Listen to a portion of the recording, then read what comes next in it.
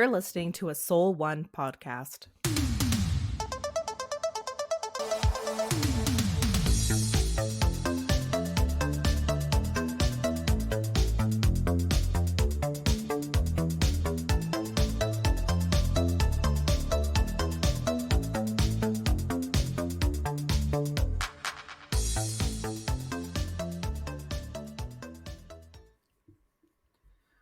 Okay, it is our end of year tradition. Taylor, I think we've been doing this since we've been doing podcasting. We're looking back at the year that was in movies, and you and I will talk about our favorite movies of the year, our least favorite movies of the year, and talk about if we feel anything has changed with some of our rankings, because you and I both have films on here that we don't remember watching.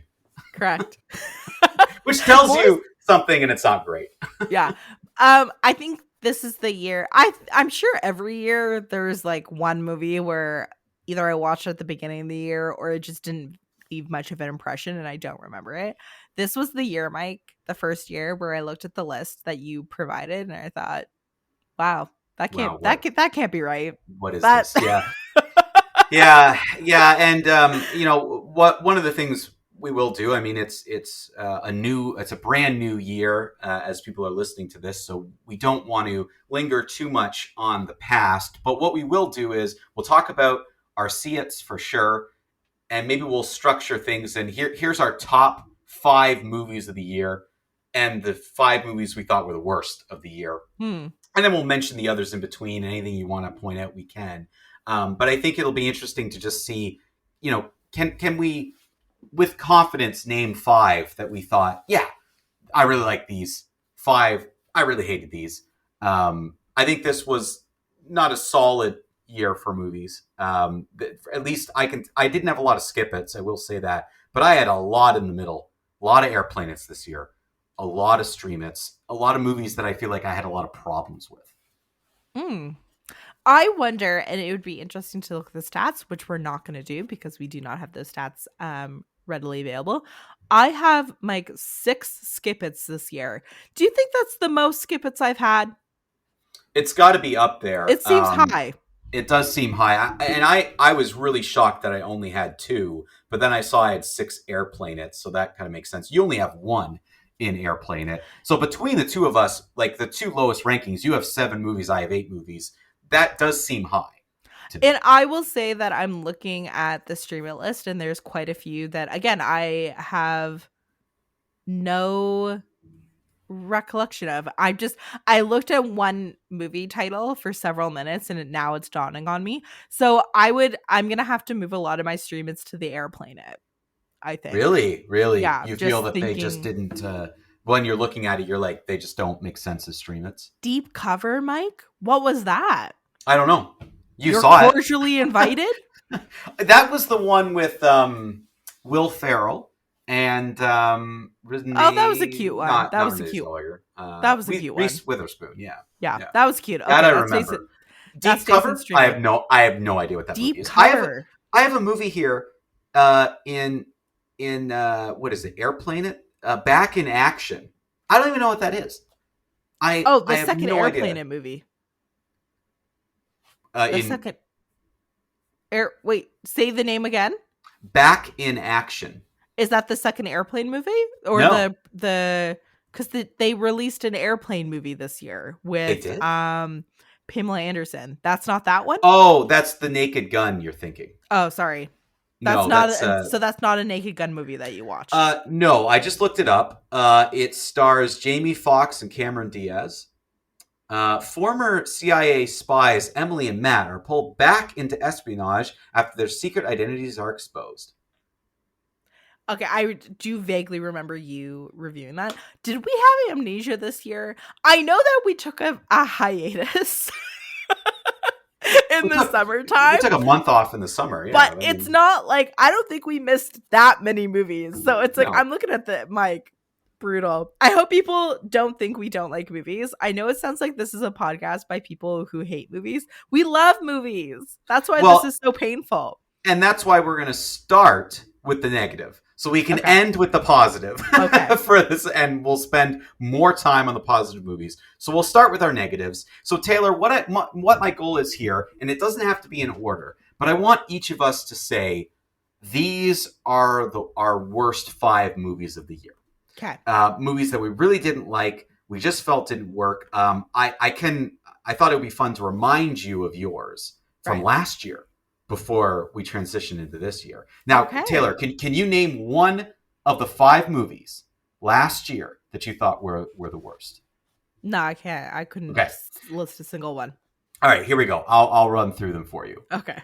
The remake of Roadhouse, Yeah, okay, valid. Ricky And Stenicki. Mike, I think they're making another Roadhouse movie. But go on. Sorry. Roadhouse. Like a sequel to Yeah, the. with Jake Oh, Gyllenhaal. okay. Yeah, whatever. Ricky Stenicki, Horrible. Yeah.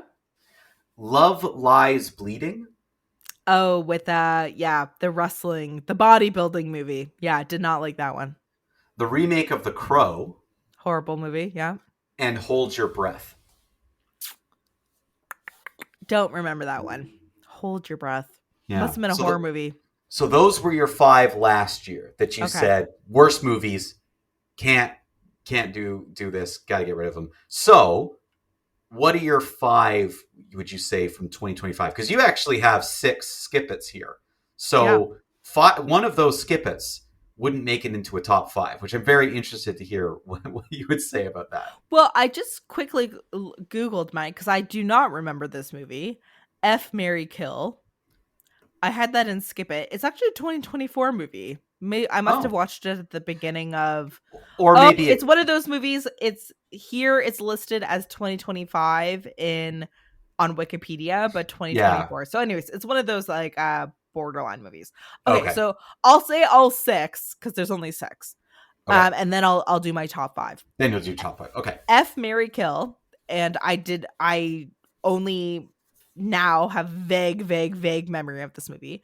Friendship, which was one of my most anticipated movies of 2025 and was quite disappointing. Eeny Meeny, which felt like the girl version of Baby Driver. Clown in the Cornfield, which I reviewed during our Halloween series. The Conjuring Last Rites and Playdate, which I just recently reviewed. So out of the 5, I would strike Friendship from the top 5, and actually Oh, Friendship really? can probably be an airplane it. Okay. So you're Like when in you looking back on that, yeah, you think a little bit better than you it did? doesn't deserve to be in the category with F, Okay. Marry, Kill, Eeny, Meeny, Well, Clown in the Cornfield, and The Conjuring, and Playdate. that's why we do this exercise, Yes. right? You look at them together and say, does this movie really belong here? And so, yeah, you're saying that you'd actually move that up. Yeah. So that's my top 5. That, or I should say, like Bottom most 5. Yeah. skip. Yeah, bottom 5. Interesting. Okay. Yeah. Yeah. And Yeah. I'm they're not too all surprised by crummy. some of these. They're Yeah. crummy. I'm not too surprised by that. Of these, would you be able to name a worst, or is that too difficult? Probably just because, again, I don't have a very good memory of this movie. F, Marry, Kill. Although Clown in the Cornfield was also horrible. They're all really bad. I want to say, like, in terms of like overall quality, Clown in the Cornfield, Playdate probably had the worst script. Oh, okay. Yeah. Yeah. Yeah.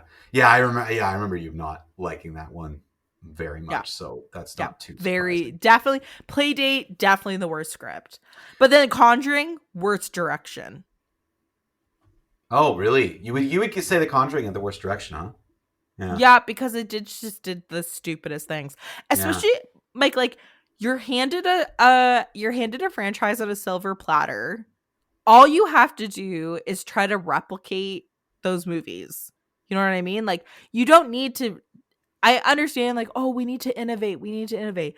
No, just give the fans what they want. I felt like The Conjuring Last Rites did too many things where they went off script, so to speak. They tried to innovate, and they did it in really stupid and dumb ways, which really was a detriment to the franchise. So that's why I say The Conjuring has the worst direction, because like you literally had a playbook and you just completely ignored it. Playdate, worst script. Overall, Clown in the Cornfield was just like a really crummy, forgettable movie. Mm, I feel like F Mary Kill maybe had some jokes that I liked, and Eeny Meeny was just like wah wah, you know. yeah. Yeah. So And that's you only had one movie so far in Airplane, and obviously you're saying another one's going to join it. But is Sexiest Man in Winnipeg a documentary? yes. I can't remember that one. Okay. He was an anchor, a news anchor, I think like a sports anchor Okay. who was like super super famous in Winnipeg, and then he ends up robbing a bunch of banks. And the documentary is about like why did he start robbing these banks. Okay. It was quite interesting. I Yeah. think is Yeah. it, I would even maybe move that up to a stream it. Oh, really? Okay. You again, in looking back, If you're in if a you had mood. that, yeah. Okay. If you had that and Friendship together, do you feel Yeah. they belong together, or do you feel like you would? That's why you would move them up. I think Sexiest Man in Winnipeg. See, I would move up Friendship to Airplane it, and I would move Right. Sexiest Man in Winnipeg to a stream it. Okay. Yeah. Get it out of the bottom. Yeah. No. And I think that that's kind of fair to look at that and look back and say, oh, actually, maybe I was a bit too harsh. Um, very good. Okay. So before we go into your positives, let's do my negatives here. Okay. So I had two skip-its, but then six airplane-its. So I'll run through The it and then do reverse the kind same of thing. me. Yeah. But I will remind everybody of my worst movies from last year. So my worst movies were Madam Web, Borderlands. That was everyone's worst movie of Uh, last year. it was absolutely terrible. Subservient, Joker, Folie à Deux, and Gladiator 2 were all on my Right. 2024 worst list. So Kind of a contentious worst because I think some of your worst were some people's favorites. that happens every year. I think I, people really liked Gladiator too. I don't know why. It was not good. So my eight bottom movies here, and then I'll pick five out of them. So my two skip-its were Jurassic World Rebirth, absolute disaster, and Wicked for Good, also an absolute disaster. So those were my two skip-its. Those make a lot of sense to me, separate from my six airplanets. Fair. So that's interesting, Taylor. I actually looked at this list and it reaffirmed how I felt Okay. because there were some redeeming qualities out of these next six films that I think elevate it to an airplane. And usually it's like there's an entertaining portion of it that Right. I wouldn't mind just watching on an airplane. Whereas to me, skip it's are not only would I never revisit these movies, I think they're so forgettable that they just don't belong in the same list of anything else. There's something I can at least remember from the other ones. Mm-hmm. So my airplane, it's worth a Fantastic Four, First Steps, The Conjuring, Last Rites, which I liked a little bit more than you did. Mission Impossible: Final Reckoning, Superman, the 2025 one, A House of Dynamite, and Back in Action, which is the one we just talked about that I still cannot remember at all. I I also even don't even remember A looking House up of that Dynamite. movie, House of Dynamite is a somewhat recent one. It was also not good. It was one of those kind of political dramas that surround a ballistic missiles on its way to the U.S. Oh yeah. Yeah, I and they're remember trying now. to like deal with it. Yeah, Yeah. at times interesting. I think it was not a great script and had kind of a cop out ending. Mm-hmm. So that's what I didn't like. For my bottom five, this was actually pretty easy because I do think that four movies for sure stood out, and then I'll talk about the one that I was a little so on. So my bottom movies are Jurassic World Rebirth, Wicked for Good, no surprise there, they're my two skip-its. A House of Dynamite, Back in Action, mainly because I still, having read through what it was about, I still don't remember this movie. So I'm I putting it think in my bottom. I think that's a major factor. Yeah, Even if the movie going experience was moderately good, if you cannot remember a single detail of this movie, it's not good. skip it. Absolutely skip it. And then my fifth one is actually going to be Superman, which pains me to With the say dog. because I'm a big fan of Superman. I thought the actor who plays Superman was excellent, but there's too much about this movie I didn't like. There's too many things that stick out in a negative way. And even though it brought back some of what I like about Superman and was a little bit of a better story and better, Superman and better feel than some of the other DC Superman movies, I still have too many negative things to say about it. So it's going to fall for me. Okay, let's get into our positives here. So, Taylor, do you want to just quickly run down first your stream its, and then we'll get to your top movies of the year?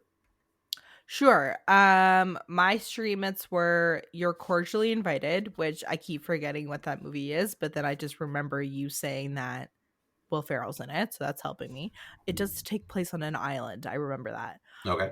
Odessa, which that was one of those movies that I did not remember at all, but staring at the name jogged my memory. It's a post-apocalyptic musical with the redhead from Stranger Things, Sadie Sink. Sadie Sink. Yeah. Sink. She's in it. Holland with oh my gosh, I'm blanking on everyone's names. Nicole Kidman. Deep Cover, which I did not remember at all until I Googled it, and that stars Bryce Dallas Howard and Orlando Bloom. Um, Having jogged my memory, it was quite cute. Happy Gilmore 2, The Thursday Murder Club, The Wrong Paris, and Fear Street Prom Queen. Those were Hmm. my stream hits. Which some of those I would move to Airplane at, Mike. Really? Which ones would you move? Odessa, um, and probably Fear Street Prom Queen. Mm, Because I really don't. And even though I was borderline on Deep Cover, because I really, looking at that name, I could not remember that one, Mike. But I remember thinking it was quite funny. yeah. Yeah. No, that's fair. Yeah. I remember you saying quite a lot of negative things about Fear Street Prom Queen, so I was a little surprised to see it up and stream it, but I'm not surprised that you bump it down now Yeah. because I do remember you saying a lot of negative things. Okay, so let's go into your seven see its, or eight, I guess eight now. There were eight movies that you had as Yeah. a see it this year. The Luckiest Man in America. Had to Google that one. This is another one that is sometimes listed as 2024, sometimes listed as Yes, one of those 2025. borderline ones. Yeah. Um, it was based on a true story about essentially this con man, I guess you could say, who games a game show. Like he figures out how to beat the game show. And it stars Paul Walter Hauser, who often is in supporting roles, but he was a lead and he was quite good. Um, and then what else do I have on see it? The Phoenician Scheme, which was Wes Anderson's new movie this Hmm. year. Bring Her Back, which was one of the most grotesque movies I've seen, but it was well crafted with Sally Hawkins. Frankenstein, Nona's. That's the movie that I think I cried probably 90% of that movie. As longtime listeners of the show will know, I am a complete sucker for a story that features a grandma, and bonus points if it's an immigrant grandma. And that was this movie. So tears fest for me. Black Bag, K-pop Demon Hunters, which I just recently reviewed in December, and The Monkey. Mm. I would probably move The Luckiest Man in America down to a stream it, Mike, because I had to Google it to jog my memory. Right. Yeah. Again, like we mentioned, bad sign. If you can't Yeah. remember it, that's a real bad sign. Yeah. Yeah. Okay. So, what would your top five be? Okay, in no particular order, the Phoenician Scheme probably comes as no Mm. surprise, but maybe it would come as a surprise because I did not like The French Dispatch, and I skipped his last movie, the one about the alien movie being made. You watched that one last year. Oh, yes. Yes. That was very good. That was I didn't very, watch very that good. one. So Yeah. maybe over Christmas break I'll try to catch up on that one. Bring Her Back, even though that movie was so grotesque to me, it was very well crafted and I thought the plotting was really good and it was scary. Mm. Frankenstein, I know that this might be confusing to some people because my ultimate review was that I didn't like the story. Yeah.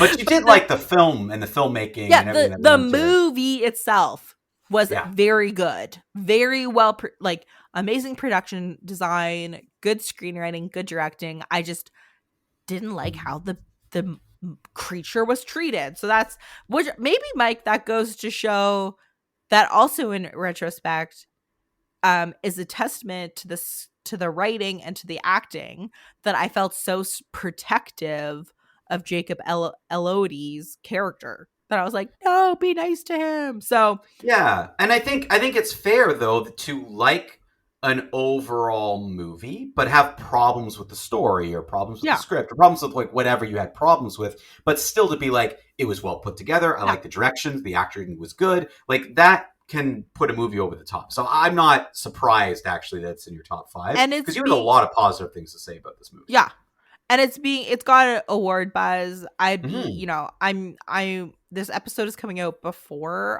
the Oscar nominations.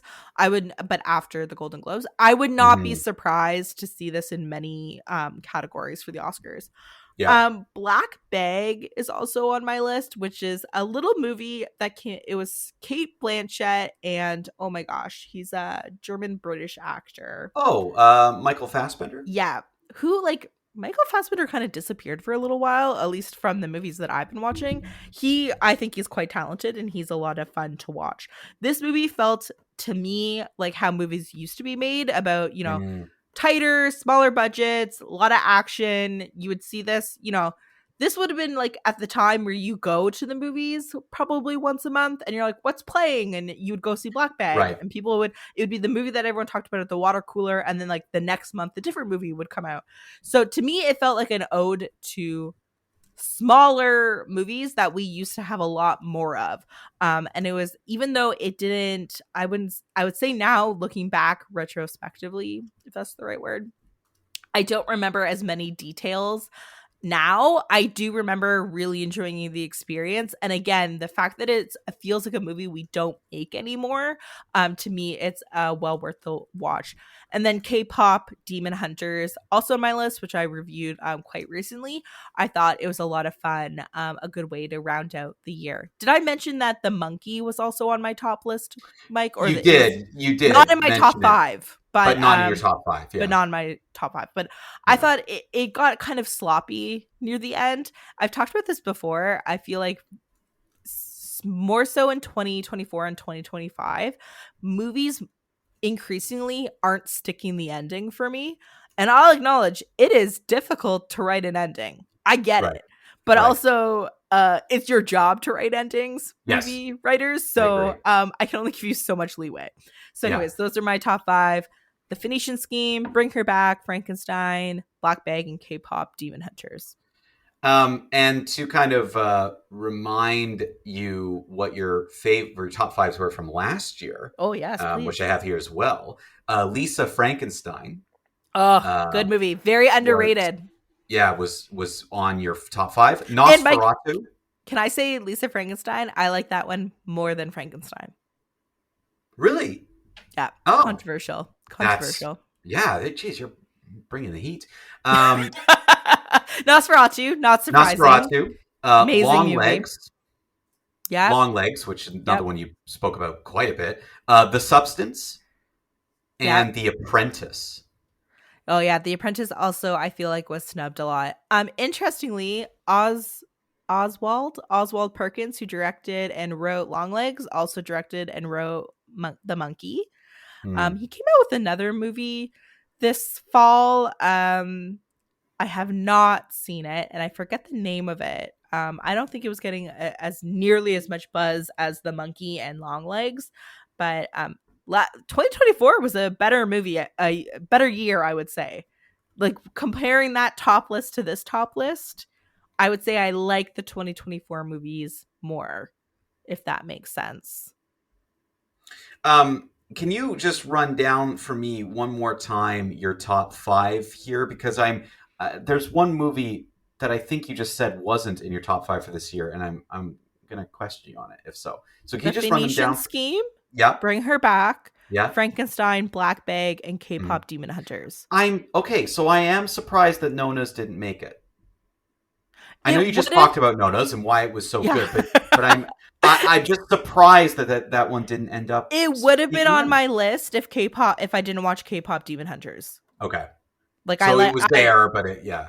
yeah, but I think they appeal to very different audiences, Oh, I Nonas agree. and K-pop Demon Hunters. I So agree. like in a way, like this is Taylor's list, obviously, Oh, of and course.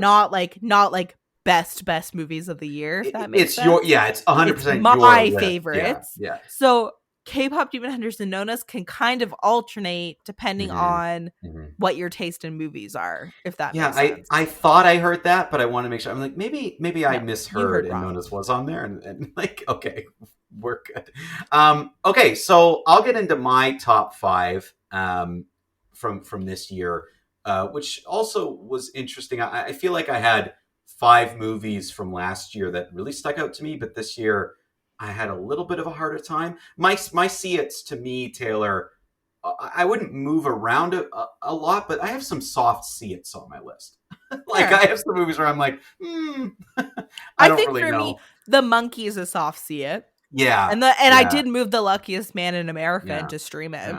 yeah, yeah. Speaking of which, I'll quickly go through my stream-its. So my stream-its this year were September 5, The Accountant 2, Novocaine, Mickey 17, The Woman in the Yard, Captain America New World Order, and Companion. I would say Companion's the one that maybe would bump up to a see it. It borderline see it and stream it for me. It is right there. I think it's a little above this group of movies, but I don't know if I put it into a see it. To be honest, like it really borderlines for me. So that one was hard.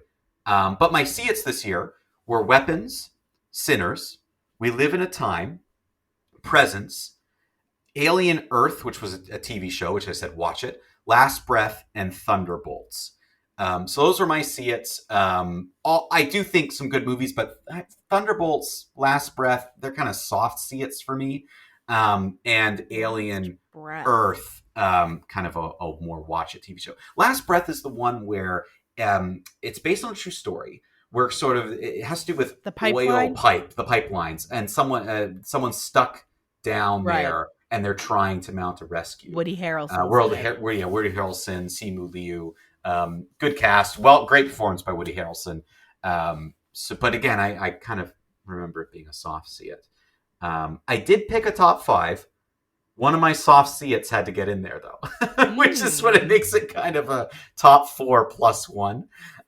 So in my top five, I've got Weapons, a movie that one of the top movies of the year, really People well loved done. it.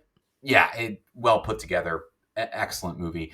Sinners, another one that I rave about. I think will get some Oscar nominations. Should get some. Very good. We live in a time. This is the second year in a row that I Just have we like a live romantic in movie. time. Sorry, we We live live in in time. time. We live in time. This is my second year in a row of putting like a kind of romance heavy movie on there. You contain multitudes, Mike. Don't I let do, anyone tell you and different. people tell me different all the time, and yet this movie made it for me in there. Presence, another one of my favorite movies of the year, makes it in my top five, and then finally, I had to go with Thunderbolts. Um, Marvel has been hit and miss recently. A lot of people are not very happy with where they're going. I thought Thunderbolts was a return to what they did very well. I thought the villain was interesting. I thought it was unique. I thought the way they defeated the villain was unique. I thought they did a lot of interesting, cool character stuff. Florence Pugh was really, really good in that role.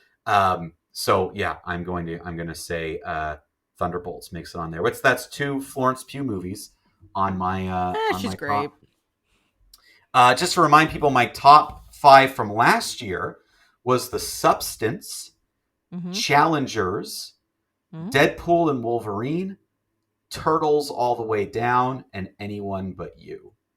So there you go. That was my top from last year, top from this year. I really do feel like it's kind of for me, it's a top four plus one, but I thought Thunderbolts was still a fine movie. So there you go. Sometimes, That's our movies. Mike, the movie being fun is enough. That's Lisa Mm, Frankenstein. yeah, yeah. No, it's very true, and I think that for this, what's interesting about this exercise is you go back, you look at movies, you start rethinking them, and sometimes you do just remember being like, "Hey, there were problems with Thunderbolts, but I remember having a good time." And I feel a lot of that with Companion. I thought Companion was a very good movie, but it didn't quite make it into a see it for me because I'm like, well, there's these problems that I have fundamental issues with, and I don't think it works. But I look back on the movie and being like, I'd watch it again. like I enjoyed it enough to revisit it. So maybe you're right, Taylor. At the end of the day, if you just had fun with the movie and you would revisit it, maybe that's enough. That is sometimes, Mike, that is enough. It has to be enough. Yeah. Um, so before we end off 2025 in our movies, and obviously, as we've both mentioned, the Oscar movies are all coming out. We're going to be reviewing those over the coming weeks. We're still going to be talking about last year quite a bit. If you had to sum up the movies from this year, Taylor, just how you feel about watching all the movies this year, how would you summarize that? The first thing that pops into my head, Mike, is not good. It was not a good year in movies.